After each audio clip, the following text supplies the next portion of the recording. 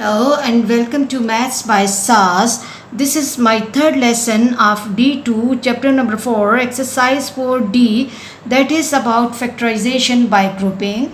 In this lesson, we will discuss intermediate level question number 4 that says factorize each of the following completely. Before going to the lesson, there are some key terms that we have to understand, that what is factorization, what are the methods of factorization of algebraic expression, midterm breakage, special algebraic identities. We basically have three algebraic identities with us.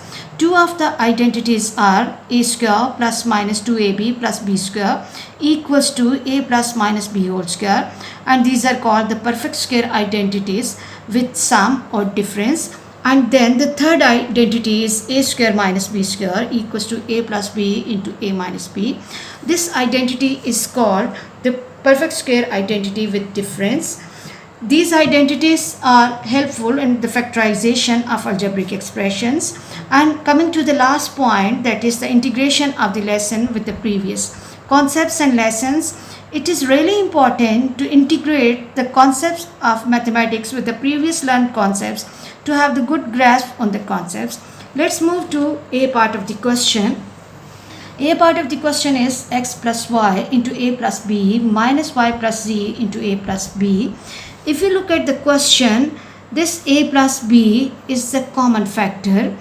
What we have to do, we have to extract, we have to pull this common factor out. When I'm pulling it out, I have to put the bracket, and from the first place I will left with x plus y, and then coming to the second part I have to copy the sign as it is, and then this a plus b is out, and then I'm left with y plus c. Here I have to be very careful because outside the bracket I have the minus sign, so I have to put the bracket here. This minus sign will be changing all the signs inside the bracket. Coming to the next step, I have to write a plus b as it is, and then x plus y minus c. This y will be going with this y, and I will left with a plus b into x minus c. I hope this question is clear to you. Let's move to the B part of the question.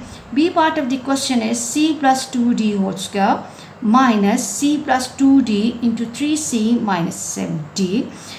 It's better to rewrite the question. I've written the question here again for you. If you look at the question, we can see at first place we are having the term c plus 2d with power 2, and after minus sign we again have the factor c plus 2d with power 1. This is the common factor here. I have to extract it, I have to pull it out. So what I will be doing, I will extract c plus 2d outside. I have to pull it out, then I have to put a bracket. From the first place this was the whole square, and one time c plus 2d is out, so inside the bracket I will write c plus 2d. Coming to the second part, I have to copy the sign as it is. This c plus 2d is extracted out, and I'm left with 3c minus 7d. I hope this step is clear to you. Coming to the next step, I have to write c plus 2d as it is, c plus 2d, and then c plus 2d minus 3c. Apply distributive property, and do not forget the rules of integers. Minus multiplied by minus will become plus 7d. Now what we have to do is we have to solve the like terms, like c and minus 3c. It will give me minus 2c and 2d plus 7d. This will give me 9d. I hope this question is clear to you. Let's move to the next part of the question and read the question. The next part of the question is x into 2h minus k plus 3y into k minus 2h. X into 2h minus k plus 3y into k minus 2h. If we look at the term which is inside the bracket, at first place and second place.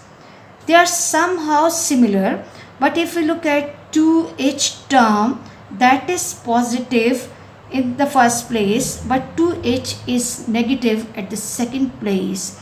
Here, this is really important step to understand. We have to make these both groups, both terms same.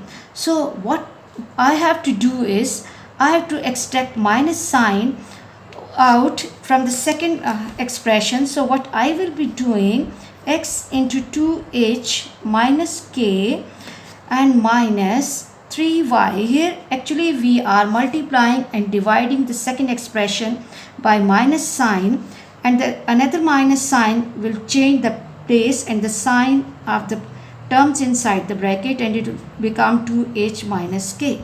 Now this is the common group. This is the common group. I have to extract it out, 2h minus k, and from the first place I will left with x minus 3y. I hope you are clear about this question. Let's move to the last part of the question. Let's read the question.